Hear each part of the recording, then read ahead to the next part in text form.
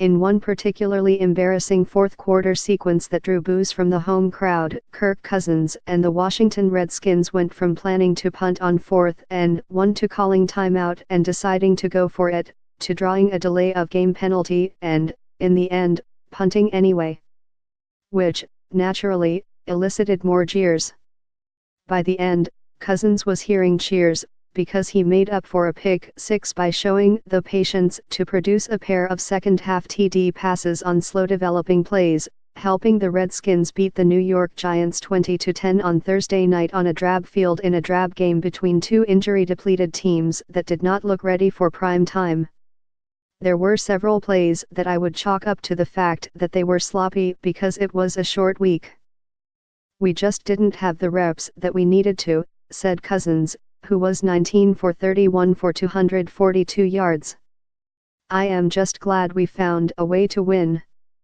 The two NFC East rivals combined for more punts, 9, than points, 6, in the first half, which ended 3-all on a pair of short field goals from 30 yards by New York's Aldrich Roses, and 28 by Washington's Nick Rose. The big play on Washington's lone scoring drive of the half? A 37-yard flag for pass interference on New York's Ross Cockrell, the entire possession covered 38 yards. But Cousins, for whom every game is seemingly a referendum on whether Washington, 5-6, should sign him to a long-term deal, connected with Jamison Crowder on a 15-yard pass in the third quarter that broke a 3-all tie, and with Josh Doctson on a 14-yarder with 3.5 minutes remaining in the game. On the Crowder play, Cousins was flushed out of the pocket and bought time by moving to his right before throwing into the end zone, where his receiver was pretty wide open, according to the QB. On the one to Doctson, Cousins looked for another receiver but eventually came back to last year's first-round draft pick, saying, "He got separation and made a great catch." In between, cornerback Janoris Jenkins intercepted Cousins' pass and returned the ball 53 yards to make it 10-all. That one play involved more yardage than Eli Manning and the Giants, 2-9, generated in the entire second half. Not very good, Coach Ben Mikado summed up. They gained 47 yards and one solitary first down over the last two quarters. One possession ended with an interception by Manning, 4 ended with punts, and another dissolved when they turned the ball over on downs.